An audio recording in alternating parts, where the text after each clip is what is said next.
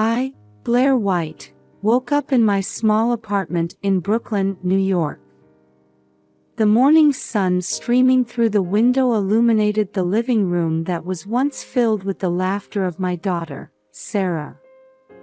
But now, that room was enveloped in silence.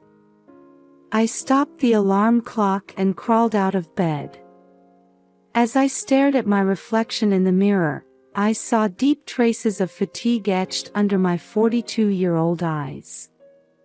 Since losing Sarah to leukemia 5 years ago, it felt as though my life had lost its color. As I went through my morning routine, my eyes fell on Sarah's photograph displayed on the shelf. The smile of my daughter, who had fallen into eternal sleep at 13, still tugged at my heartstrings. "Good morning, Sarah," I whispered, lightly kissing the photo. This had become my daily ritual. Heading to the kitchen, I found Robert, my husband, already drinking his coffee. Even when I greeted him with a "good morning," he merely looked up from his newspaper without responding. Our relationship, once filled with love, had grown cold rapidly after Sarah's death. While eating breakfast, I checked my work schedule for the day. As an editor at a publishing house, my days chasing deadlines had become the only escape from my sorrow. "I'll be home late again today," I told Robert. He just nodded silently. The words, "be careful," and "I love you," that we used to exchange now existed only in our memories. I boarded the subway, heading to my office in Manhattan. On the train, I noticed a young mother and her little daughter sitting next to me. Seeing their smiles, I felt a sharp pain in my chest. The thought always crossed my mind, if only Sarah were still alive. Arriving at the office, I sat down at my desk. A pile of manuscripts and a deadline calendar were waiting for me. I turned on my computer, telling myself that by immersing myself in work, I could forget my sorrow. During lunch, my colleague Jane approached me. "Blair, want to grab lunch together?" It was a kind invitation, but I politely declined. I had started avoiding social interactions since losing Sarah. In the afternoon meeting, I presented a proposal for a new project. Only while talking about work could I forget my sadness. But the moment I left the conference room, reality hit me. The children's book advertisement posted in the hallway brought back memories of Sarah. By the time I left the office in the evening, it was already dark outside. On my way home, I passed by the hospital. This place, which I had visited countless times with Sarah, still made me pause. It was also at this hospital that I had become acutely aware of the problems with the American healthcare system. The high cost of treatment, the narrow scope of insurance coverage. I realized that not just our family, but many others were experiencing the same suffering. Arriving home, Robert had already retreated to the bedroom. I turned on the TV alone, and a documentary about families battling childhood cancer was playing. I saw our own image reflected in the parents and children on the screen. Tears rolled down my cheeks. Before bed, I stopped in front of Sarah's room. I put my hand on the doorknob but couldn't bring myself to open it. "Good night, Sarah," I whispered to the door before heading to my own bedroom. Lying in bed, I stared at the ceiling. Tomorrow, another day just like this one would begin. Days of living with grief. But as I closed my eyes, I could feel Sarah's memory quietly living on in my heart. The morning light streamed through the window, and I woke up. As usual, I got out of bed with a heavy heart and completed my daily ritual of kissing Sarah's photo. Another unchanging day was supposed to begin. While having breakfast, I casually glanced at the mailbox and noticed an unfamiliar envelope. "That's strange," I thought as I picked it up, and was shocked to see the name on it. Miss Sarah White. My hands began to tremble. The name of my daughter who had passed away 5 years ago. Moreover, the sender was the local prestigious Stuyvesant High School. This must be some mistake, I told myself as I opened the envelope with shaking hands. What came out was undoubtedly an acceptance letter. "Dear Sarah White, we are pleased to inform you of your acceptance to Stuyvesant High School." The words danced before my eyes, and I lost my sense of reality. What's going on? Why? Various questions raced through my mind. Coming to my senses, I immediately called the school. Explaining the situation in a flustered state, the staff on the phone was silent for a moment before saying, "Mrs. White, we're terribly sorry. Regarding this matter, could you please come to the school in person so we can discuss it?" "I'll be there right away," I replied and hung up. My head was in a whirl, unable to comprehend what was happening. I stared at Sarah's smiling photograph, asking, "What's going on?" I hurriedly put on my coat and grabbed my bag. Before leaving the entrance, I looked at Sarah's photo once more. "Mom's going to get to the bottom of this," I vowed in my heart. I jumped on the subway and headed to the school. On the train, I checked the acceptance letter in my hand over and over again. The feel of the paper, the smell of the ink, everything was real. Yet, the content written there was completely at odds with my reality. Getting off at the station, I walked briskly towards the school. My heart rate increased, and my breathing became rapid. "Stay calm," I told myself, but my head was full of questions and anxiety. The Stuyvesant High School building came into view. This school, known as one of New York City's elite institutions, should normally be a place of joy and expectation.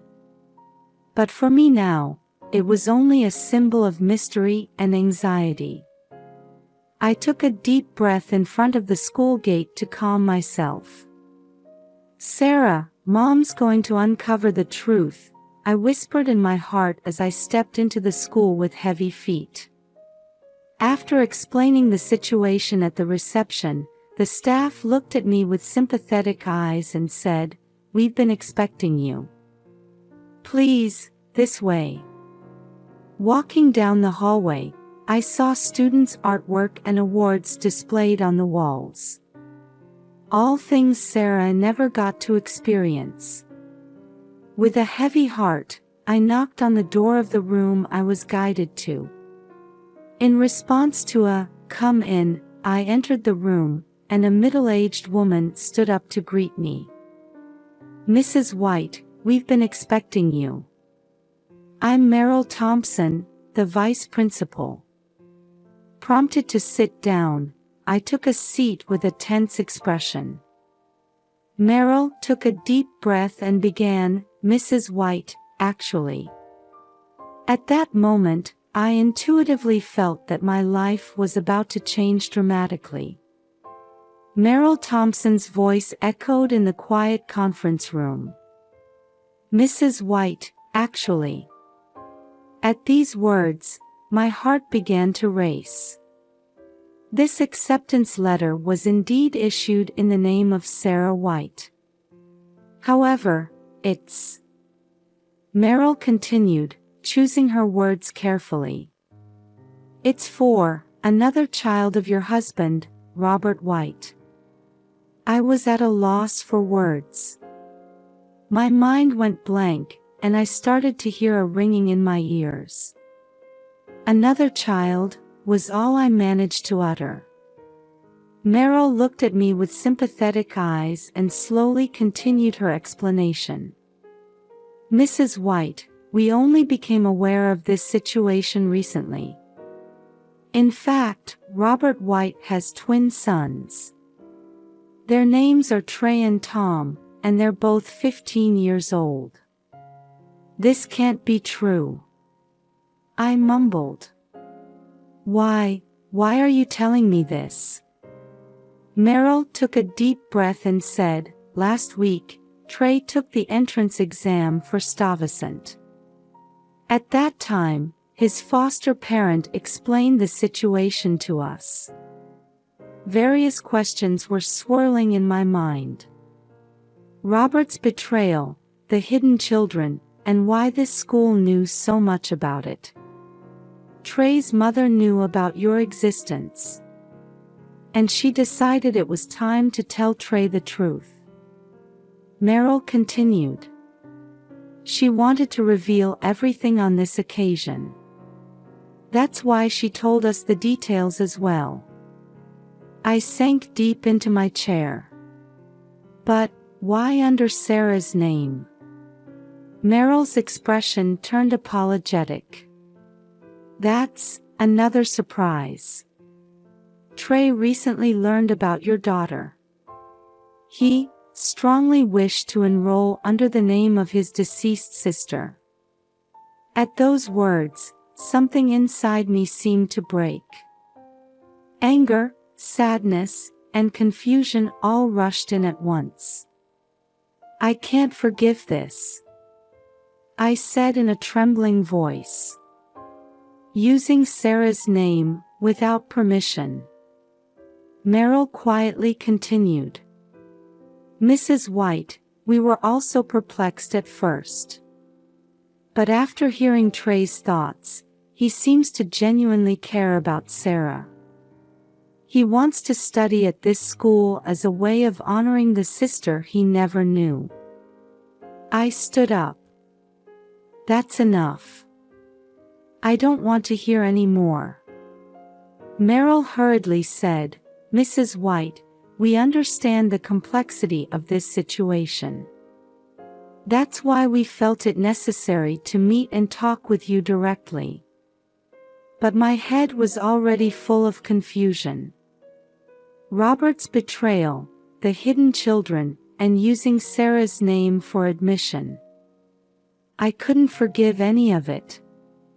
I'm going to the police, I suddenly declared. Meryl looked surprised. The police? Mrs. White, this is a family matter. Family? I gave a bitter laugh. I no longer know what family means. Robert has been deceiving us for years. This is a crime. Meryl said quietly, Mrs. White, I understand how you feel. But please, try to stay calm. I interrupted her words. I can't stay calm. For 5 years, I've been dealing with the grief of losing my daughter. And now, I'm told about my husband's betrayal and the existence of children I never knew about. Meryl stood up and approached me. Mrs. White, please. But I was already preparing to leave the room. Thank you, Miss Thompson. But I'm leaving now. As I stepped into the hallway, I could hear the laughter of students. Perhaps Sarah would have laughed like this too, once upon a time. That thought squeezed my heart even tighter. Leaving the school gates, I stepped out onto the street. People were going about their day as usual, but my world had completely changed. I took out my cell phone and looked up the number for the local police station. I hesitated whether I should report this. However, I couldn't easily forgive such deception. Taking a deep breath, I started walking towards the police station. In my mind, Sarah's smile, Robert's betrayal, and the existence of sons I never knew about were all swirling together dizzily. The police station came into view. I stopped in front of the entrance and took another deep breath. "Sarah, Mom's going to uncover all the truth," I vowed in my heart as I pushed open the heavy door. As I opened the door to the police station, a blast of cold air conditioning brushed my cheeks. After briefly explaining the situation at the reception, a young female officer guided me to a small interview room. "Mrs. White, I'm Detective Jones. Please, tell me what's happened." Her voice was calm, which made me feel a bit more at ease. I took a deep breath and began explaining the shocking facts I had heard from Meryl Thompson at the school. As I spoke, I felt as if I was hearing my own voice from a distance. Was this really happening in my life? Detective Jones listened carefully, but in the end, she sighed. "Mrs. White, I understand how you feel. However, legally speaking..." "You mean it's not a crime?" I said bitterly. "Infidelity itself is not a crime. However, if there's a possibility of bigamy, that's different." Detective Jones was choosing her words carefully. I held my head in my hands. "So the police won't do anything?" "We can investigate, but this is primarily a civil matter. I recommend you consult with a lawyer." As I left the police station, I was overcome with a sense of defeat. However, I couldn't give up. I took out my smartphone and started searching for private detective agencies. A few hours later, I was sitting in a small office in Manhattan, face to face with a middle-aged private detective named Mike Harris. "Mrs. White, don't worry. We'll uncover the truth," Harris said confidently, which gave me a glimmer of hope. "Please do. I have the right to know the truth." From that day on, my days became a mix of work and searching for the truth. While waiting for reports from Detective Harris, I started my own investigation. As I researched statistics on infidelity in divorce on the internet, I was shocked by the current situation in America. About 50% of marriages end in divorce, and over 20% of those are due to infidelity. The thought that we might just become part of these statistics made me sad. A week later, I received a call from Detective Harris. "Mrs. White, I've got some important information.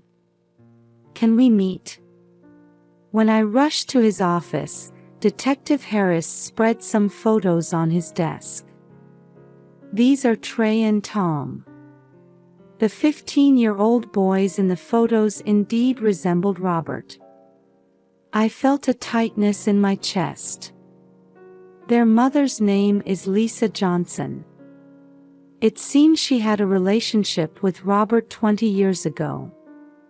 20 years ago. I mumbled. "Before we met." Detective Harris continued. "Lisa got pregnant, but Robert didn't take responsibility. She raised the twins alone, but when things got financially tough, she contacted Robert about 5 years ago." 5 years ago. A flash of realization hit me. Around the time Sarah passed away. Yes. Robert learned about Trey and Tom's existence and started providing financial support secretly. But he kept it from you. Everything started to make sense. Robert's sudden increase in overtime, mysterious expenses, and the distance between us. But why now? Lisa has fallen seriously ill and was worried about the children's future.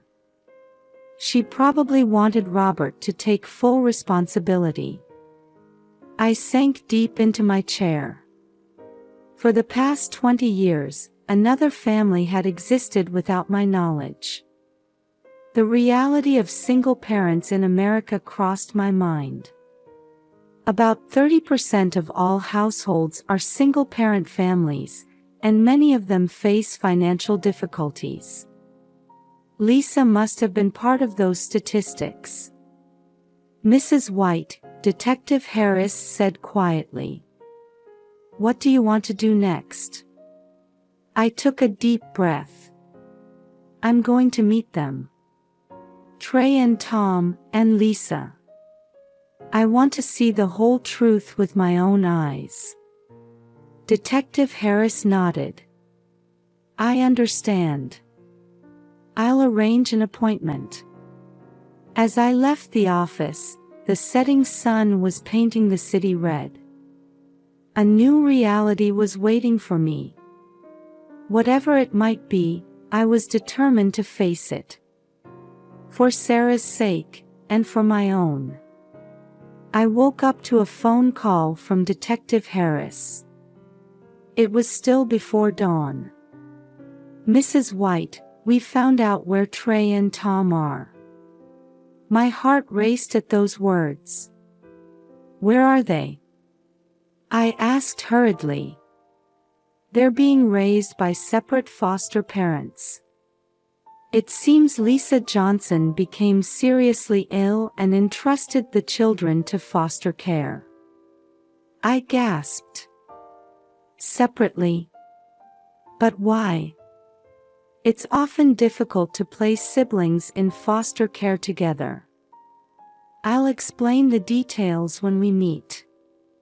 That afternoon, I was standing in a quiet residential area in the suburbs of New York. This was the house where Trey was said to be living. Taking a deep breath, I rang the doorbell. The door opened, and a warm-looking middle-aged woman appeared. "Mrs. White. Welcome. I'm Carol, Trey's foster mother." I was shown into the living room, and there I met Trey for the first time. He looked just like Robert. "Hello, Mrs. White," his voice was surprisingly calm. "Trey." I was at a loss for words. "When I found out about you." "You must have been surprised," Trey finished my sentence. I couldn't believe it at first either. "But when I learned about Sarah, my sister, I wanted to meet you." Carol quietly added an explanation. "Trey came to us 3 years ago. His mother Lisa was seriously ill." "But why foster care?" I couldn't help but ask. Trey answered, "Mom wanted to give us a stable environment. But with her illness, it was difficult on her own." As I listened, I keenly felt the complexity of the American foster care system. The fact that about 400,000 children use the foster care system every year. Among them, Trey seemed to have been placed in a relatively good environment. "Tom, where is your brother?" I asked nervously. Trey's expression clouded. "Tom, his situation is different from mine." The next day, I was standing in front of a rundown apartment in the Bronx. This was where Tom was said to be. When I knocked on the door, a man with an unkempt beard appeared. "What do you want?" His tone made me flinch. "I've come to see Tom." "Tom." The man reluctantly opened the door. The room inside was messy, and the smell of alcohol lingered in the air. From the back room, a thin boy appeared. "Who?" His voice was feeble. "Tom." I stumbled over my words. How should I introduce myself? Tom stared at me intently. "You're Blair, aren't you?" Those words tugged at my heart. "Yes, I've come to see you." As we talked, Tom's situation became clear. His foster parent had taken him in for the purpose of collecting child support. He wasn't even given proper meals, and sometimes there was even violence. I remembered the statistic that about 670,000 children in America suffer from abuse each year. And here was one of them. My son. "Tom, do you want to leave this place?" I suddenly asked. Tom looked at me with surprise. "But I have nowhere to go. I'll figure something out." At that moment, my resolve solidified. The foster father easily agreed to give up Tom for money. We decided to handle the legal procedures later, and I took Tom out that very day. In the car, Tom silently looked out the window. "It's okay now.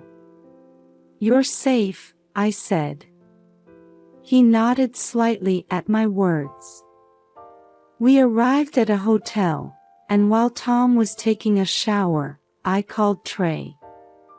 "I've taken Tom into protective custody." On the other end of the line, Trey let out a sigh of relief. "That's good, really good." That night, as I lay awake thinking about Tom sleeping in the next room, I couldn't sleep for a long time. I wondered what I should do from here on. But there was one thing I was certain about. I would never let these children be alone again. Looking at Sarah's photo, I made a vow. "It looks like we have a new family now. Watch over us, okay?" I woke up to the morning sun streaming into the hotel room. Tom was sleeping in the next room. I realized that last night's events weren't a dream. As we ate breakfast, my head was full of complex thoughts. The pain of losing Sarah was still raw. However, now in front of me were two boys who needed help. A strong feeling welled up inside me. I can't lose another child. I called Trey and proposed that we all live together. He hesitated a bit but eventually agreed. The next challenge was confronting Robert. Our meeting was filled with tension, but ultimately we agreed to divorce. On the day of our final discussion with Robert, his expression was deeply tinged with regret. "Blair, I'm truly sorry," his voice trembled. At first, I kept quiet because I didn't want to cause you unnecessary worry.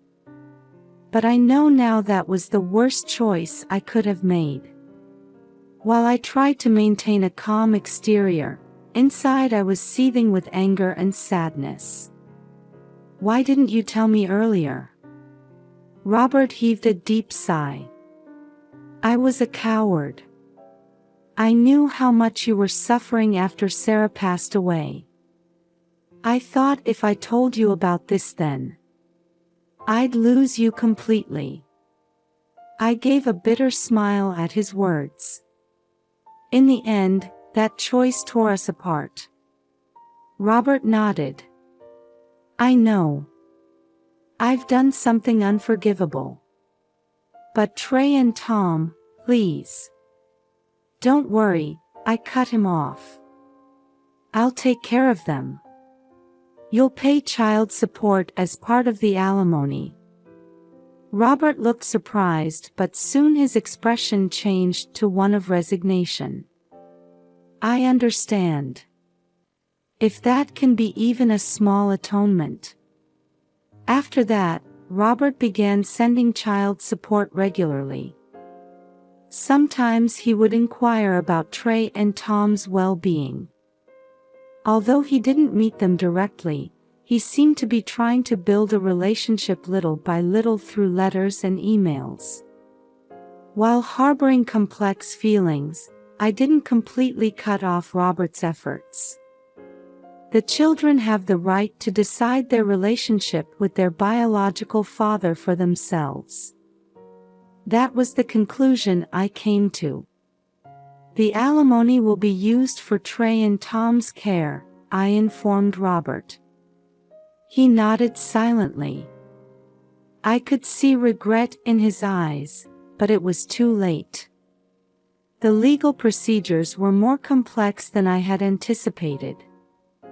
The adoption system in America is strict, especially when taking in children with no blood relation. However, with the advice of a lawyer, we overcame each obstacle one by one.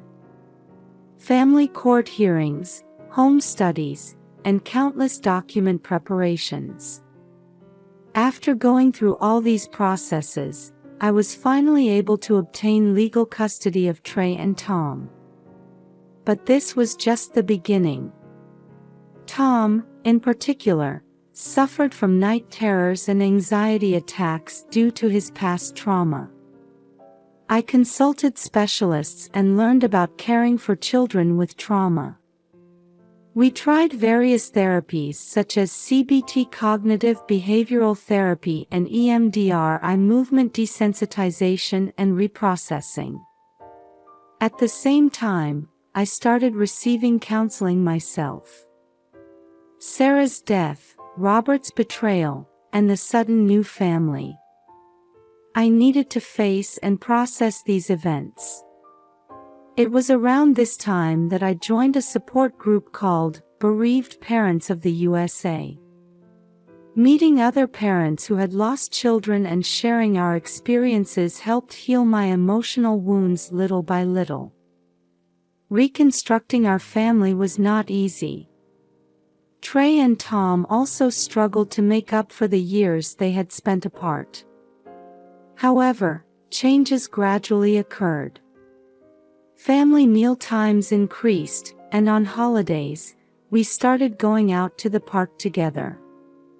There were arguments at times, but including those, we were becoming a new family. Every time I look at Sarah's photo, my heart still aches. But at the same time, I felt as if she was watching over us.